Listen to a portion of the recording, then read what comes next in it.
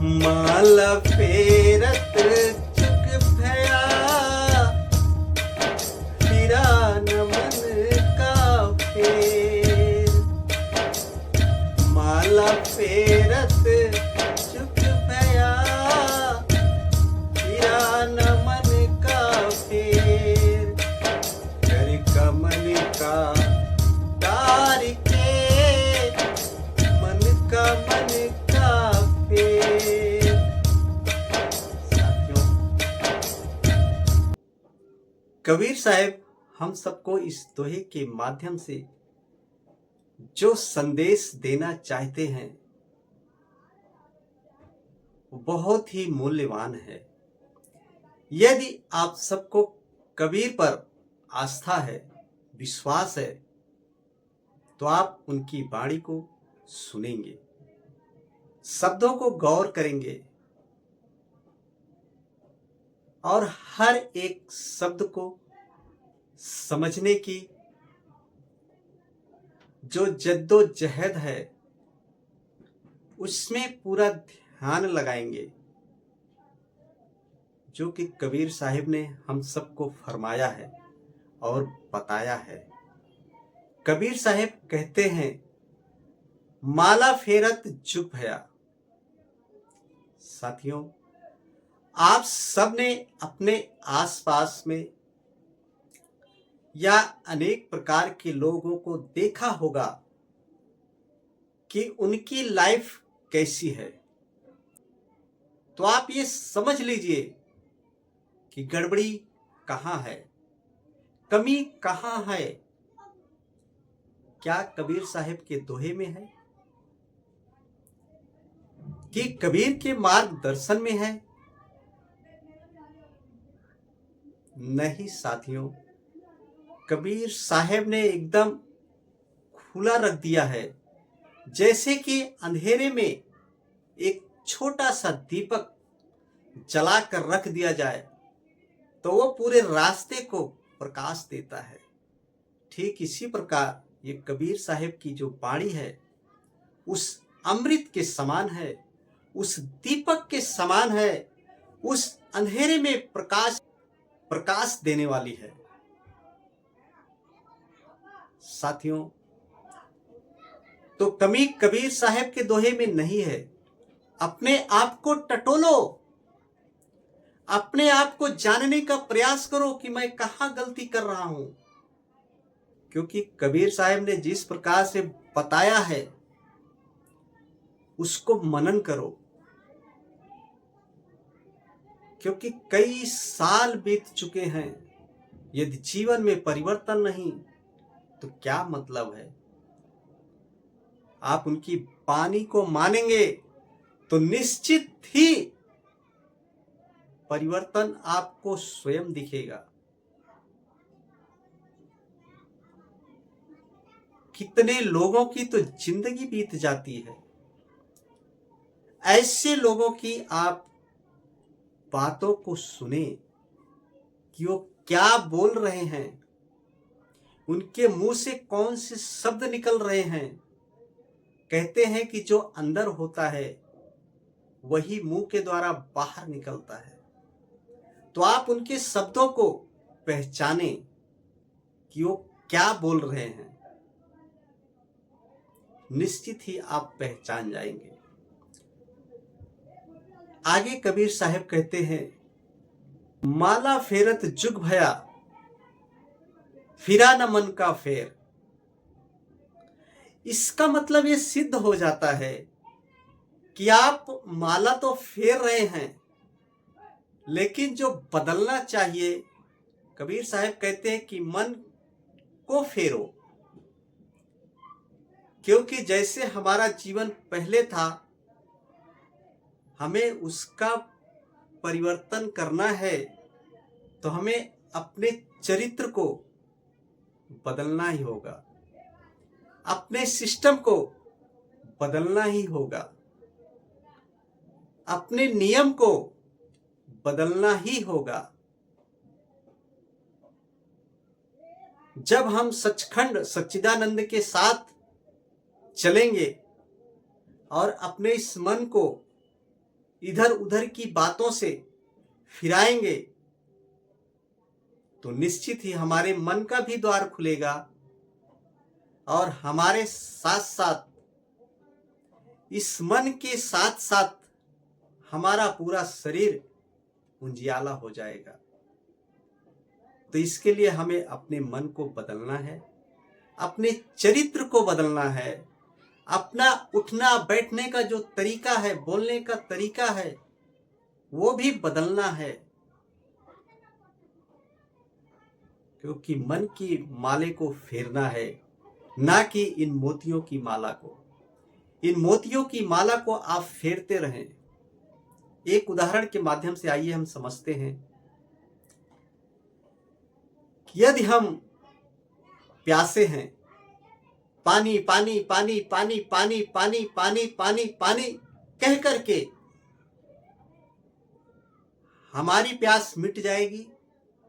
नहीं, हमें पानी को तलाशना होगा और तलाश करके उस पानी को पीना होगा, तब जाकर के हमारी प्यास बुझेगी। तलाशने का मतलब क्या है कि आपको परिश्रम करना होगा, ध्यान साधना करनी होगी, तब जाकर के कहीं आपकी प्यास मिटेगी। ऐसे ही कोई बोले राम राम राम राम राम राम और अपने चरित्र का बदलाव ना करे, अपने रहन सहन का बदलाव ना करे, तो क्या उसको राम मिल जाएंगे? नहीं मिल जाएंगे।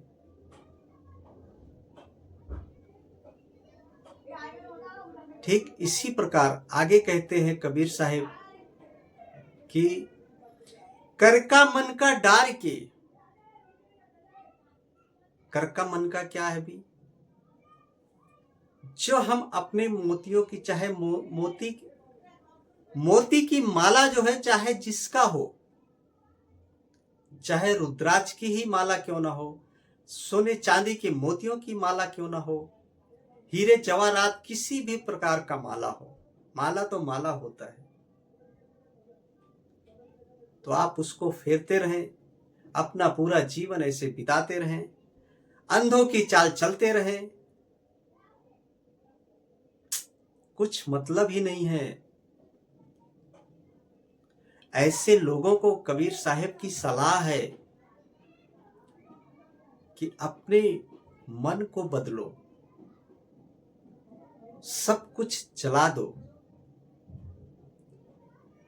अब सब कुछ जलाने का मतलब ये नहीं कि वो कह रहे हैं कि अपने आप को भी जला दो। वो ये चीज है कि जैसे कि काम, क्रोध, लोभ, मोह, ये जो पंच तत्व हैं, जिसके द्वारा आपके अंदर तृष्णा उत्पन्न होती है, एक के बाद एक, एक के बाद एक, एक के बाद एक, कबीर साहब उसको कह रहे हैं कि जला दो, मिटा दो। अपने स्मरण शक्ति से उसको निकाल कर फेंक दो और अपने मन को एक ऐसे रास्ते पर लगाएं, ध्यान साधना करें, प्रेमत्व जगाएं, करुणा और दया से उसको भरे। कोई जा रहा है भूखा तो उसको भोजन दें, कोई जा रहा है प्यासा तो उसको पानी पिलाएं। किसी भी प्रकार से कोई दुखित व्यक्ति है, हताश है, उदास है, निराश है, तो उसके पास 2 मिनट बैठे, उसकी बातों को सुने और हो सकता है बात करते करते उसके मन के भाव बदल जाएं और वो आपके साथ 2 पल के लिए खुश हो जाए। और ऐसा नहीं है, जब ये सब चीजें आप बांटोगे तो इसके साथ साथ आप भी खुश होंगे। आपका जो मन है वो प्रफुल्लित होगा, खुशहाल होगा। जो आपके अंदर जो विचार आएंगे वो भी अच्छे ही विचार आएंगे। साथियों, ऐसे लोगों को कबीर साहब जो है ये दोहे के माध्यम से संदेश दिए हैं कि जो दिखाने के लिए या दिखावा करते हैं उन सबको दिखावा नहीं करना है। आप सब एकांत में जाएं। क्या हमारा परमेश्वर, ईश्वर, अल्लाह, गॉड कोई दिखावे की चीज है कि हम दिखाएं लोगों को? नहीं। हमें अपना बदलाव करना है, अपने मन का बदलाव करना है, तो हमको दूसरे को दिखाने की क्या जरूरत है। आप अंधेरे कमरे में जाएं, वहां पे शांत बैठ करके उस ईश्वर को, शब्द रूपी उस पिता को, उस परमेश्वर को, उस अल्लाह गॉड को आप किसी भी नाम से पुकारें, वो निश्चित ही आपकी आवाज को सुनेगा और वो आपके प्रश्नों का उत्तर भी देगा। लेकिन उसको सुनने के लिए पहले इन कानों को तो तैयार करो,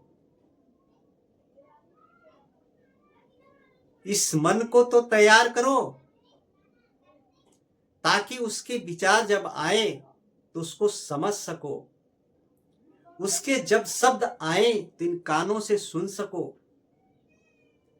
और अपने हृदय में उतारो। अब उतारेंगे कैसे? उतारने के लिए भी तो पता होना चाहिए ना। तो पता कैसे चलेगा? जब आप एकांत में उस पिता के साथ बैठेंगे तो वही मार्ग बताएगा। सिर्फ हमको क्या करना है, उसकी शरण में चले जाना है, अपने आप को सरेंडर कर देना है उसके लिए, उस पिता के लिए, उस शब्द रूपी गुरु के लिए, उस परमात्मा के लिए जो सबके अंदर विराजमान है। सबके अंदर नहीं है, अरे सबके अंदर विराजमान है। वो इंतजार कर रहा है हम सबका। कभी उठे, कभी जगे, कभी बैठे,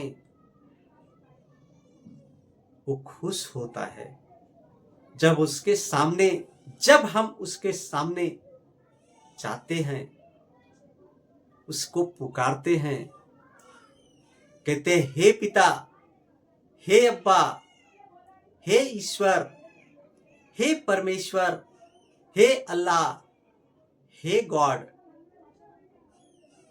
तो वो सुनता है। नाम लेकर के पुकारो आप। जब कहते हो कि हे परमात्मा, तो वो नहीं सुनता है। जब कहते हो हे ईश्वर, तो वो नहीं सुनता है। सब की बातों को सुनता है वो। लेकिन हमें जरूरत है सच्चे दिल से उसके सामने अपना हृदय खोलने की। जब हम सच्चे दिल से उसके सामने अपने हृदय को खोलते हैं तो वो भी हमारे सामने अपने हृदय को खोलेगा।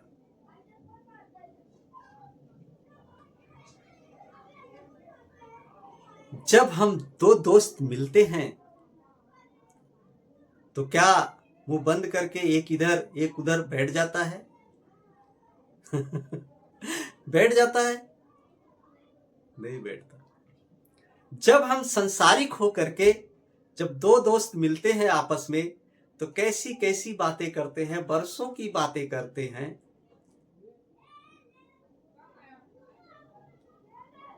फिर कहते हैं अब के बिछड़े हुए हम, कब के बिछड़े हुए हम, आज हम मिले हैं यहाँ। फिर जब दो दोस्त मिलते हो तो ये गुनगुनाते हो, तो क्या वो परमेश्वर हमारा दोस्त नहीं? आप दोस्त बना सकते हो, आप अपनी सारी बातें उसको बता सकते हो। जब आप बताओगे तभी तो आपकी समस्या का हल देगा। कभी बैठे उसके साथ 2 मिनट, समय ही नहीं मिलता, कहते हैं समय ही नहीं है मेरे पास। अरे जब उस परमात्मा से मिलने के लिए समय आपके पास नहीं है तो समय कब मिलेगा भाई? समय कब मिलेगा? ऐसे ही जीवन को मत बिताओ, ये जीवन बड़ा ही अनमोल है, इसको ऐसे ही मत जाने दो। मेरे भाइयों, मेरी प्यारी बहनों, माताओं और बुजुर्गों, इस जीवन को हर दिन ऐसे जियो कि जैसे आज ही मेरा आखिरी दिन है। जब ये शब्द लेकर के आप जियोगे तो निश्चित ही आप सही मार्ग पर चलोगे। जैसे कि किसी ने कहा या एक डॉक्टर कहता है कि आपके पास समय बहुत कम है, तो क्या आप पहले जैसा ही जीवन जीते हो? नहीं ना। फिर याद करते हो कि मैंने अपने इस जीवन में किसी को कोई दुख तकलीफ तो नहीं दिया है। फिर आप उससे क्षमा मांगते हो। हमने इस परमेश्वर को, इस अल्लाह गॉड को, इस खुदा को कितनी बार मैंने ताड़ना किया है, कभी सोचा है? नहीं ना। सोचो, अभी भी वक्त है, जाग जाओ, होश में आ जाओ। समय बहुत कम है। ऐसे मत जियो कि जैसे मेरे पास बहुत समय है। नहीं भाई, ऐसा जियो कि जैसे आज ही मेरा आखिरी दिन है। बस साथियों, आज के लिए इतना ही है। इसी वाणी के साथ दीजिए ब्रजेश गौतम को इजाजत। फिर मिलेंगे किसी और शब्द के साथ। जय कबीर साहिब।